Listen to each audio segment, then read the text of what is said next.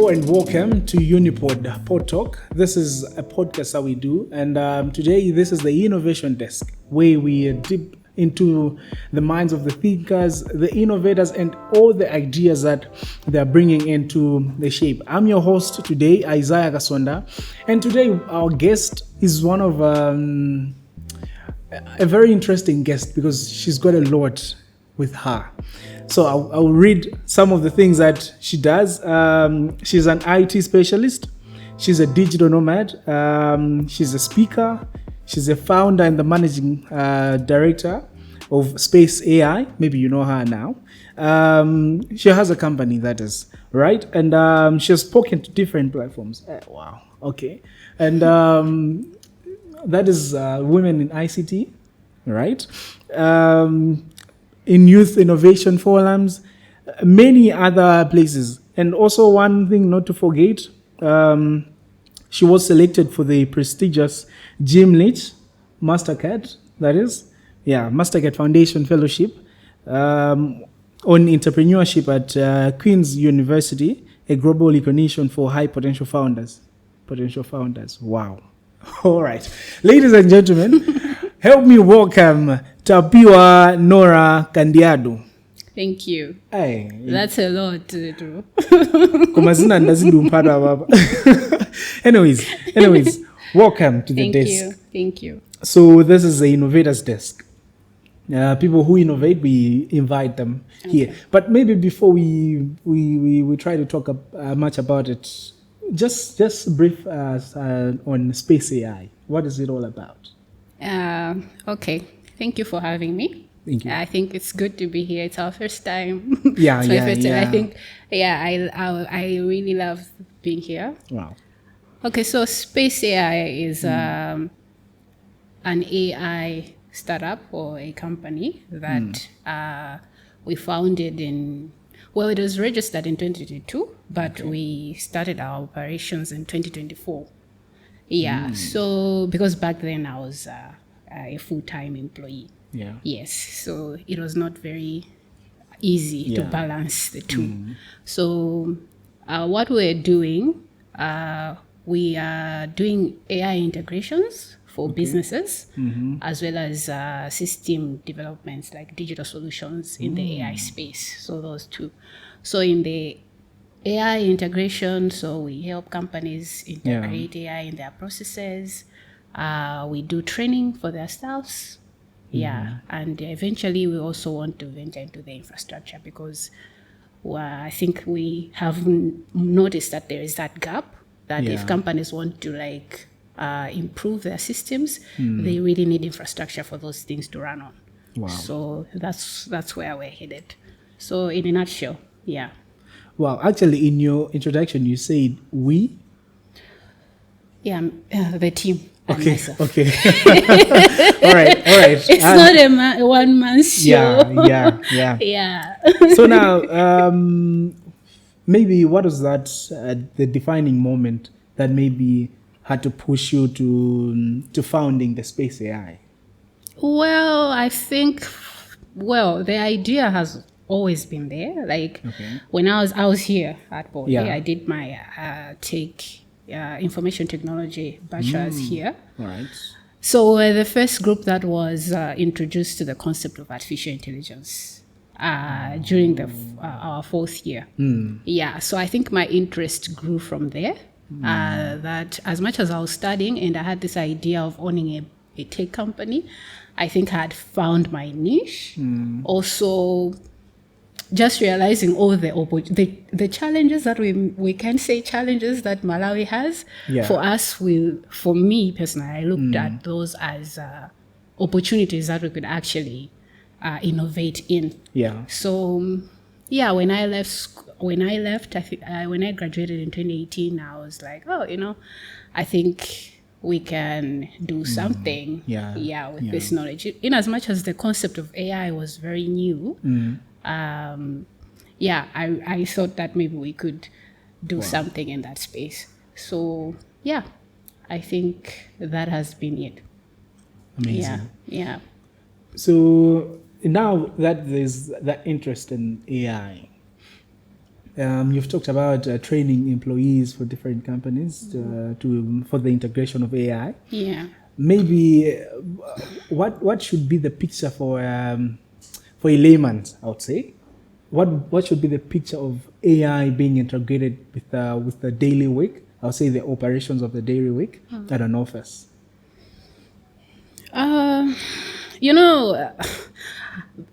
Because when we speak of AI to someone who is not a tech expert, there is a lot for you to explain. Like, okay, you can. Most of them are feeling that if you bring this in the system, it means then we're irrelevant. Okay, if you automate these processes, then what are we going to do? But I think people should focus on the positive side of it, because when we go there and say businesses have to integrate artificial intelligence, we are not just saying that, well, the tasks that we're doing by hand now, it's most about enhancing the productivity as also saving cost for the company. So that's like the selling point for us. I think for someone who is not a tech expert, they should really look at it as a drive to help them do certain things that they were not able to do. Yeah. So I think that's the picture that should be there. Wow. That is well explained. I think even someone who hasn't thought about it will really get the picture on how maybe even to adapt to the AI. So now I want to take you back to SpaceAI. Maybe what was the solution that we're like, I think we can solve this solution? Oh, wait. Yeah, because I understand that there was that emphasis where you looked into the industry and you saw that I think there's this gap that we need to fill in. Yes. Maybe what was that gap? Okay, so as I mentioned that we have this part of businesses and we have the part of digital solutions. So in the digital solutions, you can come to us and say, we want you to develop this for us. But on top of that, we also have in-house developments that we do. So in that, ever since I started using ChatGPT, for example, I've looked at it as it's a powerful tool, but every time I'm thinking, in the context of Malawi, how can this help someone in the village? Okay, because I feel like if we are not developing AI solutions that don't understand our context and don't work for our challenges, then maybe we are missing out on the bigger picture. So for us, we thought, okay, I'm talking of a solution that is in the pipeline that we are still working on. Okay, that is a model, like a language model for the agricultural industry in Chichewa language. Yes, but we want to make it in a way that even a farmer that is using a basic phone should be able to have access of information on how they can run their field, or information to do with weather, information to do with diseases on the their crops, productivity, like what they should expect at the end of the harvest. Those kind of information, it's really important for someone that is there. So most of the solutions that are there that we see, it's only working for the modern man, right? But if you see in Malawi, I think the bigger populations are those people that are in the rural areas, and we can't just ignore that. Wow. Yeah. I think I really love how this is to integrate the business sector and all other sectors that are there, maybe in Malawi, in all areas. I think we need that technology all across. So now, there's that interesting part where we always talk about we need to reach out to those people in the rural areas, most especially agriculture, because our nation is an agri-base. right? Through the challenges that are there, maybe what would be that emphasis of them having it without any limitation or without them having any challenges to excel in it? Mostly infrastructure. Wow. Yeah. I think if the infrastructure could support all this, because the ideas are there, even what we are developing, it's not new.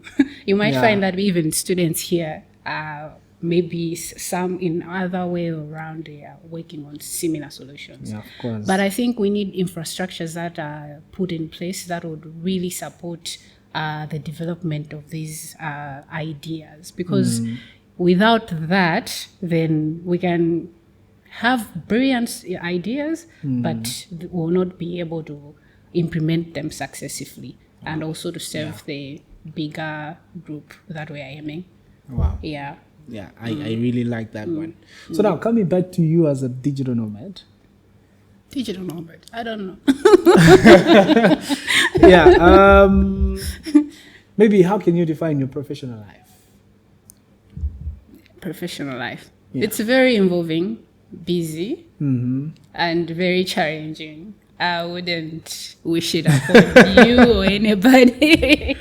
Yeah, because the motivation is yours at the end of the day. You know that if you don't do something, then there is no outcome. There is no one coming to save you. So being a founder or running a business in general, being an entrepreneur, it's not an easy thing. Yeah, integrate it together. I think it's always been very involving, but also exciting. Yeah, Wow. it's very exciting because at the end of the day, you tend to meet all these people. Yeah, you network with people, and then you see, oh, okay, even when you are sleeping on an idea, you network with other people in Africa, and you see that they are working, and then you go like, oh, okay, so this is actually something that can be done. Yeah, so yeah, you get motivated throughout. So it's both exciting and it comes with its own challenges at the end of the day. So now, do you believe that Malawi is ready for this digital technology? I've used these two terms because I know some people, they separate the digital aspect and the technology aspect. But do you think as a nation, are we ready for this?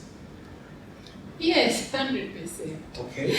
I'm laughing because I've answered this question maybe this could be the 10th time.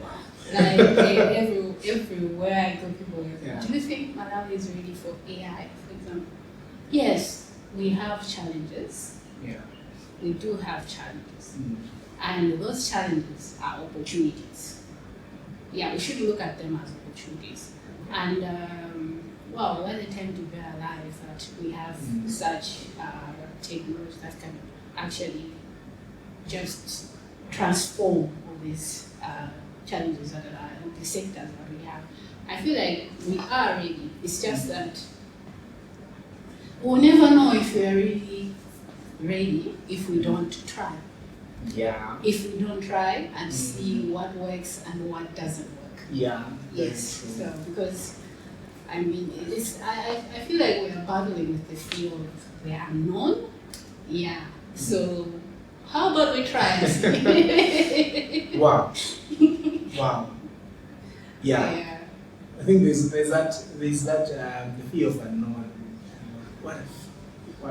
Yeah. The thing is, if we're not going to do that, then some foreigners are going to come and do it for us, and I don't think that is a picture that we want to put out there, being 2026. Yeah. Yeah, because we do have the talent, the skills are there. It's not like we are lacking the expertise or anything.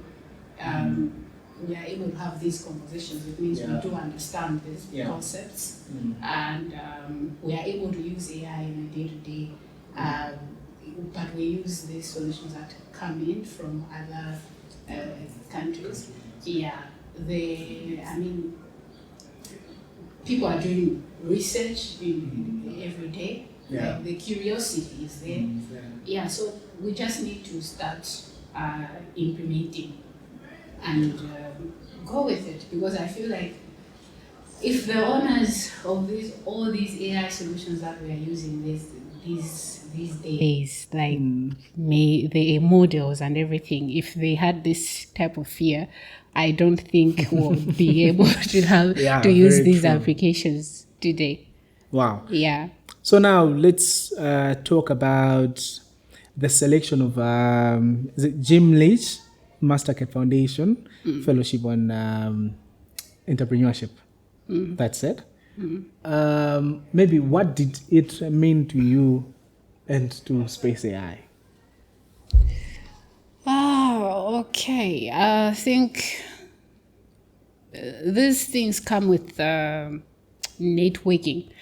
For me, I am a believer of always working with other people. I think that's how I learn. That's how I try to improve in my area.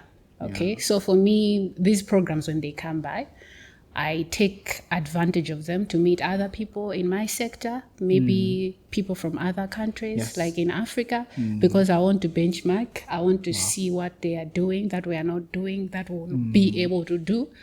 So at the end of the day, it's just a learning platform, allowing me to network, allowing me to think globally. Yeah, because as much as we are implementing things, developing things in Malawi, thinking globally also helps you, because at the end of the day, it's a business, right? So you want to know what fails where and what works where. Now, maybe dwelling into the global aspect, maybe has it really influenced your growth as an strategically, maybe as a manager, I would say? Oh yeah, very much. Very much. I think, starting is not very easy. I think, but those networks have helped me to be exposed. Yeah, and through that exposure, there have been people that would come and say, I've seen that you're working on ABC. How can we partner on this? And I'm very open to that. Very open to that, because I feel like if I am to go, if SpaceAI is to go far, we need those kind of collaborations. We need new ideas, and it has really worked really well for me. Wow. Yeah. I'm starting to imagine that. I think you fly a lot. I think Malawians, we love planes, we love flying, we love being international, which is a good thing. Yeah, it is. Right now, I'm actually believing that maybe you just landed yesterday. No. Now, maybe taking it to other people, right? What consistent message do you carry, maybe into the space, as in the industry that you're in? What is it? Be open to learning. Okay. Because our sector requires you to always be on top of things. Yeah. Today, the time that I was studying, AI was not where it is today. Yeah. And if you wake up tomorrow, there is also a new thing that is coming. So you must always be open to learn, be as open-minded as you can, and be willing to adjust to the changes that come with it. Yeah, because you don't want to be just fixed at one place and for sure. Yeah. So I think I would always tell any new founder or everyone that is trying to maybe venture into the same sector to say, I think this sector requires you to be open-minded, to be on top of things, to always learn and be willing to learn. Yes. Wow. Yeah. Wow. That's really huge. Now,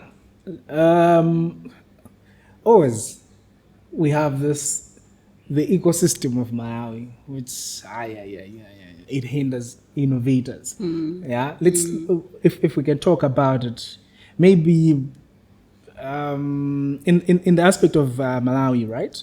Building an AI company, I don't think it's easy. It's not. Maybe how has it been so far? Challenging. Yeah, it's been challenging. I think, as I initially said, both challenging and exciting, because at the end of the day, you tend to notice that, okay, so you tend to learn where the challenges are, where the opportunities are. But then, for instance, in Malawi, we do not have like a clear policy that governs the developments around artificial intelligence. Yeah, so sometimes it's very challenging because you might have an idea, but you don't know to what extent you can go and if you ever have the support for it. Yeah. And also another thing is the capital, because you can have like these organizations that want to support you, but when they hear AI, they think maybe you're a bit too early, maybe this cannot work in Malawi. Those are the challenges that are there. Yeah. But I believe that maybe as time goes by, we might begin to see change in those areas, because this is something that we cannot ignore. Yeah. Yes. Sure. Yeah. Maybe on the same note, we've had so many of the regulatory uncertainties. Yes. Right? Yeah. Where it also pushes away the talent. Maybe how do you think about this? Yeah, that's actually true. But I feel like there must be a connection between sectors. Yeah. For example, I came from here. This is where I got the concept of artificial intelligence. Yeah. I did my research, but when I went out there was no connection between the research that we do in school, what the industry is lacking that we can do with my knowledge, and also whether the government is able to support that with the right frameworks. So I feel like if there is a proper connection between the government industry as well as the education institutions, I think that would like put a clear roadmap for innovators to say, in Malawi, I think we can innovate in these industries which government is able to support, or there is a clear AI strategy that we can follow. But those things, I think there is still a gap in between those. Yeah. So we usually have, I believe, policymakers that watch this episode. Maybe what can they do? Because you've been in the industry, and now you know the gaps, the actual gaps. What should they do? We need support. We need clear AI strategies. Yes. That people like me can actually follow. We need support, financial support that supports innovators in this sector. Yeah, and also for the education institution, I know that most institutions are doing a pretty good job in that area. But I feel like if we can have those AI strategies in place, it would really give us a good support that we can actually follow at the end of the day. Wow. Yeah. So now maybe to the private sector, maybe how can they maybe help in this matter? Because I believe that it's not only the government, there's also the private sector that they can play a role. Yeah, I know that there are other private sectors that actually have good initiatives supporting this, but there is still that fear, because private sectors are, if you look like, for example, in Malawi, we do not have investors that you can, for myself, I can go to and say, I have this idea and pitch to, and they are able to support. I think we need more of those to have, it also gives us a drive, to be able to remain home and build solutions that will impact our countries. Because for me, I would have a good idea, but there is no one who would want to support me here. And then what's the alternative? I would say, you know what, maybe I can move to to South Africa, or maybe I should move to Dubai, Yeah. because those people are really on top of these things and they are supporting founders, they're supporting innovators. And what does that mean for Malawi? You have lost a potential innovator who could have brought maybe solutions that could have impacted our country. Wow. So, yeah. So now, let's create an imaginary scene. What do you think, what can be the environment that can allow you as an innovator? All right? I know you've talked about maybe the constraints and all other aspects, but let's bring it an imaginary. What environment can allow you as an innovator to upscale and maybe to create more? I think an environment that allows us to try and error. Wow. Yeah. And a culture that is accepting, because we also have that as a challenge, that you might have a good solution, but people are not willing to adopt that. I think good frameworks have, as I have mentioned, that we have the government sector that is supporting us, and access to finance that is able to support those solutions. Yeah. So now maybe, there's always this thing that when people look at a lady, I'll say a woman, they'll be like, oh, okay, so now even her can lead. There are even ladies out there that when they look at a lot of men dominating in the innovation industry, maybe they look at it as, well, we just leave it for them. Something like that. Maybe what can you say to them? I think we're all humans at the end of the day. I know that there is a distinct difference between men and women, but I don't think we should. The moment you start telling yourself that I'm this, I'm that, you're already putting limitations and boundaries around you. So I think just be open.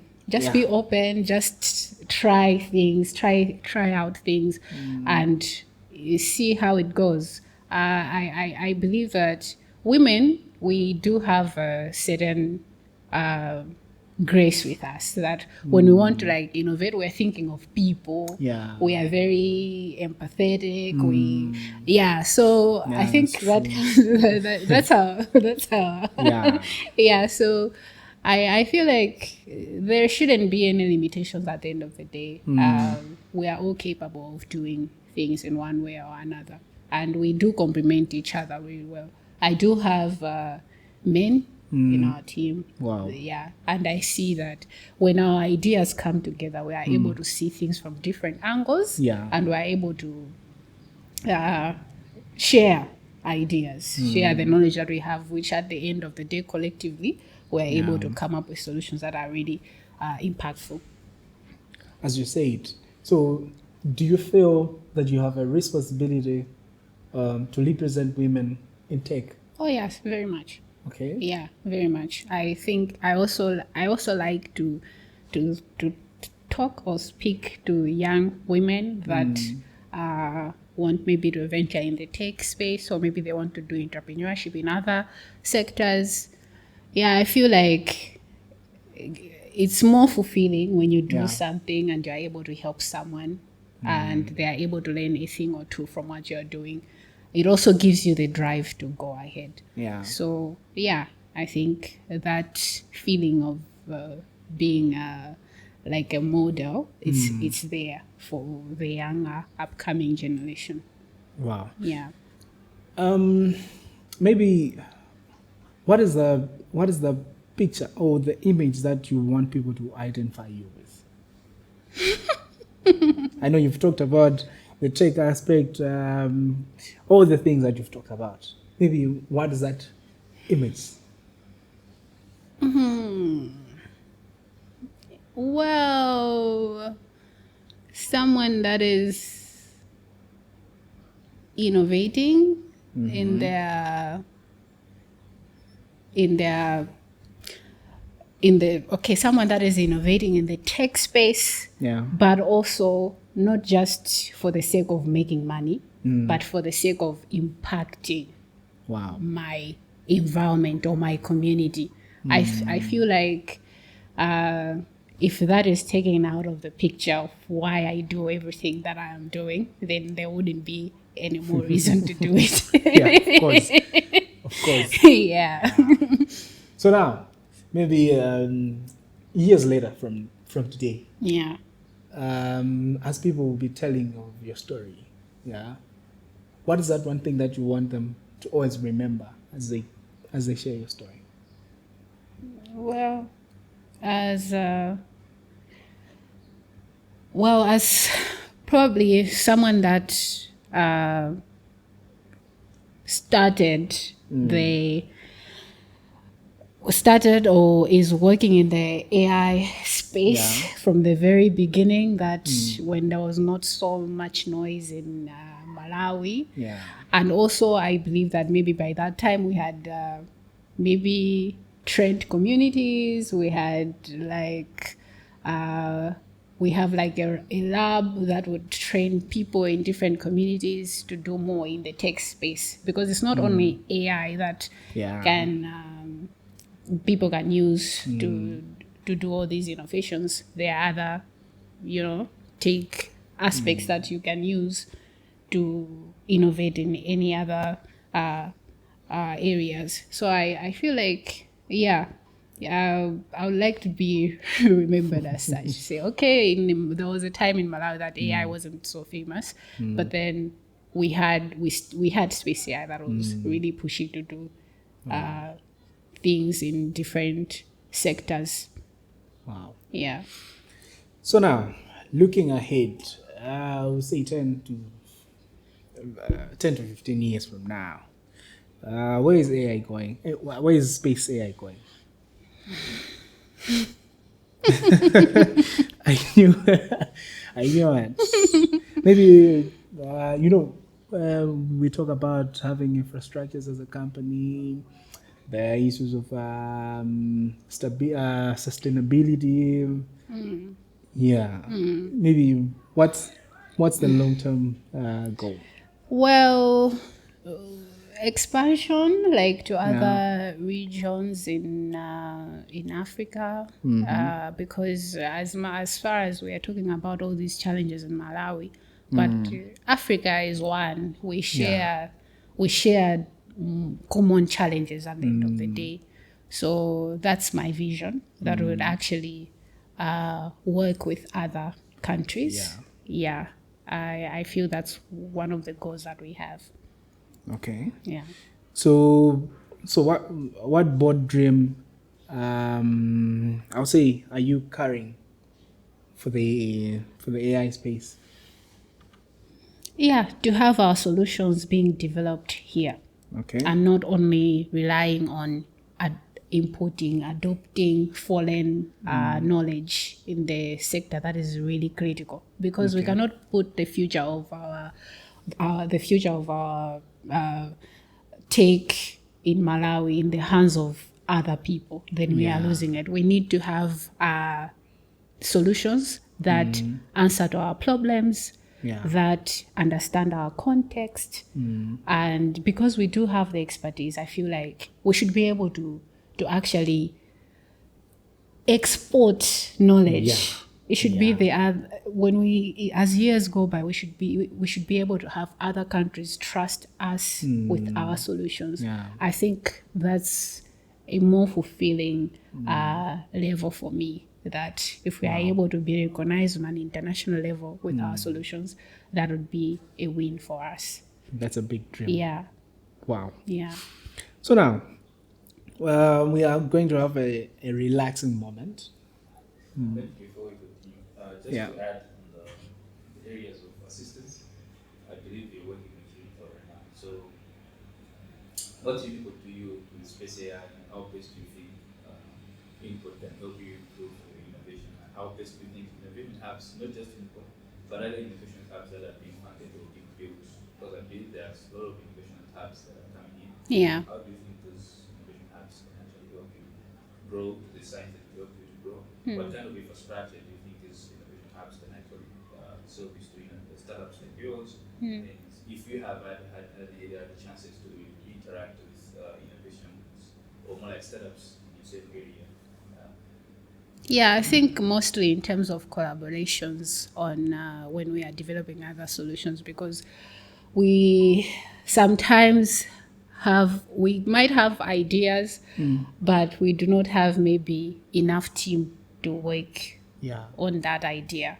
So I feel like hubs like this, they give us like a platform where we could meet students, we could meet different people from other organizations, we meet maybe funders that could say, yeah. So I feel like UniPod could actually play a big role in that area to say, to connect us to the right people in terms of collaboration when we are developing, and also when it comes to funding issues. Yeah. So, yeah, I think. Wow. Okay. So the rapid fire that I talked about. It's quick answer. Okay. Yeah, you don't have to think too much about it. I'll try.